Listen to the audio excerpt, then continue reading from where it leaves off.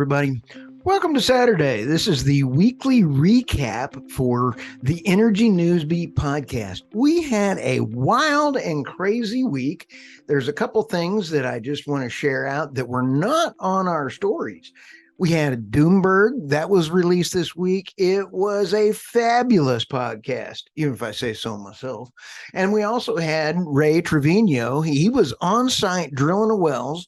And we talked to a lot of people. If you got some real estate, 1031 exchange, go to that article and you'll be able to see a full ebook, if you would. Then we also had just before that, Ronald Stein, and that was the one before that. Michael and I had a lot of fun this week. Enjoy the show. There is a couple of other stories that we're going to be looking for next week. More updates on BRICS. Putin was not able to go there, but he did talk to them. There were some other big developments, and we're going to let you know what President Obama, Hillary Clinton, and Putin's chef all have in common. But stay safe. Have a great weekend. See you later. Russia, I always love me a good Russian story. Putin called the other day. Hey, how's he doing? You got some time? Russia's pipeline and gas exports to Europe pick up. Holy smokes. The gas exports continued their uptrend in first half of August. Combined flows via the only two gas lines available from Russia to Europe, excluding Turkey, rose 6%. 1.3 billion cubic meters or 90 million cubic meters per day. That's a lot of gas, dude. That is. Okay. Gazprom's prices are understood to have fallen further in August. Here's where it gets a little funny. There's some pricing matrices that are going on. When we're paying $2.30, what's gas right now? $2.50. $2.50. Wait, like natural gas or gas at the pump? Natural gas. Sorry. Oh, $2.50. I was gonna say I paid like $3.40 last week for taking. A comparison price of what they're expecting is going to be around the 15 to 25. $15 to 25 difference is what they're going to be paying. Nice. Hey, if you go green without a plan, you pay for it. Yeah, and again, it shows, as you always say, I'm preaching the choir here, sanctions don't work. No.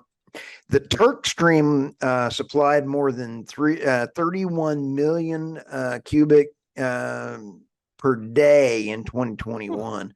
Bulgaria receives 8.1 million. Let's see here per day. Russia's exports of LNG to Europe have held up well despite the war and accompanying deterioration in political relations. Michael, what this is people will buy energy just about no matter who the bad guy is. And because you need it. You can't not go without energy. You're going to get it from somewhere, whether it's coal, whether it's burning wood, whether it's $17 natural gas, or however you can get it. Right. But here's a couple of key lines in here. Spain, which lies well beyond the reach of Russian gas pipelines, remains one of the key importers of Russian LNG. Spain has 6 LNG import facilities. They're the biggest one in the EU that can do that. Turkey became a regular importer of Russian LNG, taking cargoes from Gazprom's newly launched Provoya LNG facility. They just had their second train come on in the Arctic train, and they have now beefed that one up. So they're Arctic coming around. They're one. And a shout out to Patrick Moore. We cover how Russia is transporting this over the ocean, everything else. That is a heck of a podcast coming out, man. That's nuts. That'll be fun. 2003 Northeast Blackout and how today's blackouts differ. Michael, do you remember the 2003 blackout? No. I was 8 years old. You were blacked out in college, I think, probably at I a was like time 10 years old. I was like 10 years old. Yeah, okay, never mind. At a time when reliable the 203 Northeast Blackout 22 years ago on August 14th. This was a bad one. Unusual instance. There's going to be a chart we may want producer to fly in here in a little bit. A series of management errors led to the escalation of events that caused the grid. And the grid, over 55 million people were affected by the blackout. Some went without power for a couple hours. Others suffered for weeks and days. 400,000 subway goers were stranded underground while the power went out. During the blackout, water customers in Cleveland, Detroit were placed under a 3-day boil advisory. So this was no lightweight disaster. Cell service was interrupted. Total societal costs were around $10 billion. So we're talking some serious, Mr. Producer, if you could fly in this chart when we're talking about the 2021 ERCOT. Michael, this is critical. That blackout of 2003 happened, and in the left-hand column, you're going to see 90% was dispatchable. Dispatchable is either nuclear, gas, or coal. 1% was intermittent or renewables. It's scary. And so you see 9% was hydro. Yeah. Roll over to what happened to ERCOT. ERCOT in 2021, 16% was renewables, 8% was hydro in that area, and 76% was dispatchable. Yep. What's happened? Coal has come down, natural gas has really come down, and renewables have come up to that 16. What's changed as far as the grid policies? Let's come down further. Does that make sense? Yeah. If what happened in 2003 was the product of poor management, right, then only what's happened in 2021 going forward is a product of stupidity. And we've been continually down the path of, that chart, that U.S. energy mix, 2003 versus 2021, says everything, in my opinion, about the current state of what our energy mix is. The fact that we only have 76% dispatchable percent of our total capacity is scary. And we've actually dropped hydro, one of your favorites. Speaking of bear country. Yeah, I got it right over here. I love me some hydro, by the way. Yes. Hey, there's a couple quotes in here. Bad policy favoring renewables caused the 2021 blackout. As Dr. Brent Bennett of the Texas Policy Foundation pointed out, based on ERCOT's own forecast, it was inevitable that this weather event was going to cause demand to exceed supply, even if no wind or fossil fuel generators had failed due to the weather. Bad policies. Dr. Bennett noted in 2021, blackout disaster was in the making directly due to policies that resulted in the grid, quote, relying entirely on wind and solar to meet our Texas demand growth since 2015, and has now less coal and gas generation in total than it did 5 years ago. A poorly planned grid is waiting disaster to happen. It really is. We did it to ourselves. And so when this all crumbles at some point, we know who to blame. Us, unfortunately. Not me. I got generators. I got, I'm the one that's going to die here. I'm just in an apartment. Yeah. I'm driving up to see you. But they're coming after your generators, so it's a good thing you don't have a generator in an apartment, because they're coming after everything. But you could see how we wove all the stories in and out on this. They all are regarding energy. The right way to do it is the Middle Eastern countries. I don't agree with their social policies, but they have their energy policies right. They're going to get to net zero, but they're going to do it by making money, doing it right, and doing it in a plan. We are not planning for nothing. Moment of silence for Stu's genius. All right, that's enough. Quite few buyers. California may pay $300 million for fuel stations. So to give you guys an idea what's going on right now, 1 in 5 new cars right now in California are actually battery powered, which is interesting. This little quote by Gavin Newsom: California is showing the world what's possible. Could he be running for president? Only no. But to give you an idea what's going on in the Democratic state legislature right now is they're debating how much money to give companies to build hydrogen fuel stations. So a lobbying group for hydrogen supporters, including Chevron, Shell, Toyota. I love it. You've got big oil, you've got big car combining to try to extract 300 million to do hydrogen, which nobody's got. So I jumped the gun a little bit. Chevron, Shell, and Toyota, they're seeking to designate 30% share of the money from the state clean transportation program, amounting to over 300 million over the next decade to roll out hydrogen fueling stations. Mind you, we don't even electric cars in the next 10 years is going to be difficult. Chevron, Shell, and Toyota are attempting to convince us that they need 300 million to roll out hydrogen farms. Not hydrogen farms, but hydrogen fuel stations. Okay, I'm not even really sure if I'm for nuclear. We know my stance on nuclear. I see Chernobyl happening. I mostly kid. I think nuclear is probably the move we need to invest on. My point is, who wants to put hydrogen in their car? What happens when I get hit by another car? Is that a bomb just sitting there? I mean, it's sort of what it is now. I think the funny part is, I say all this to say, classic California, what they want to do is they want to come in and say 300 million for hydrogen. Really? Now, I get hydrogen fuel cells. They basically say, well, we believe that hydrogen fuel cells are the next step beyond electric. Well, figure out electric cars first. It's like going from A to C. Well, give me B first. At least get B down before you go to B. The article also mentions they've already spent $202 million on hydrogen fuel stations. Yet they've only sold 1,700 of these cars. So you can actually go get one. You can go get a driving bomb right now if you want.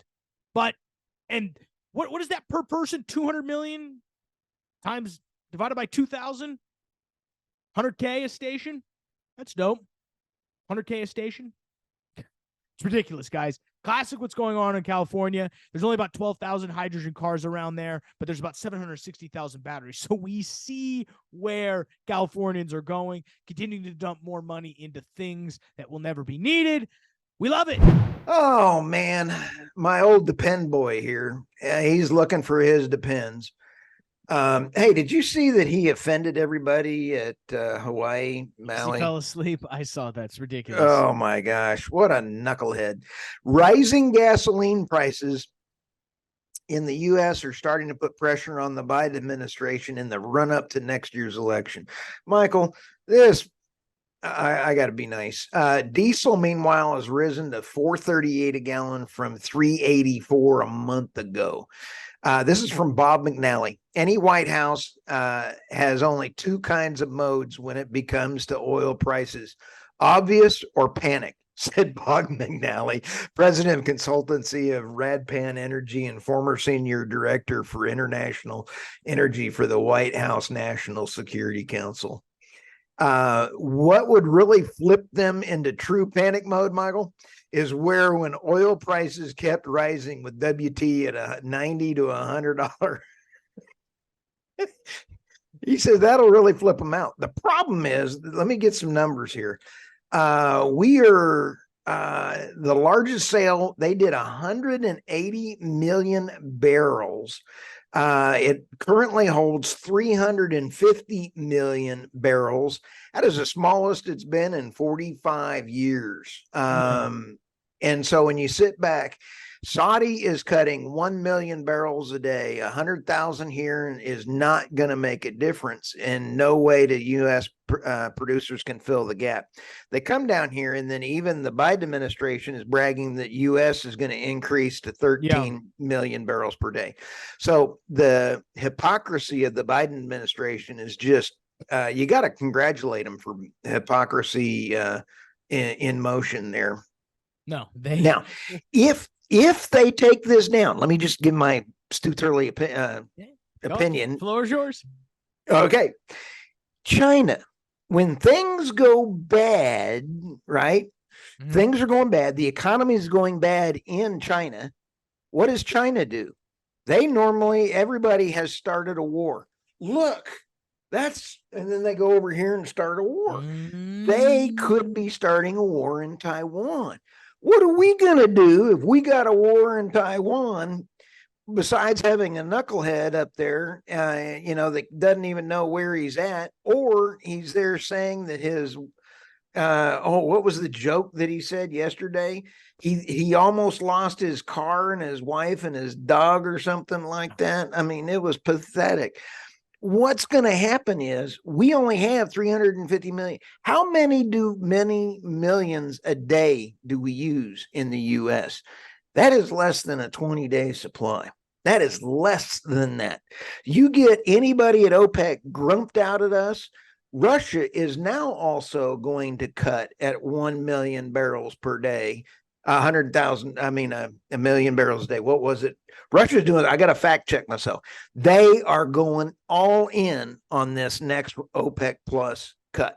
They're going in. So. Yeah, if war with China starts, we're screwed. That's all I'll say. Gas prices are going whoop through the roof. And even if China's been storing, they're ready for this. Huh?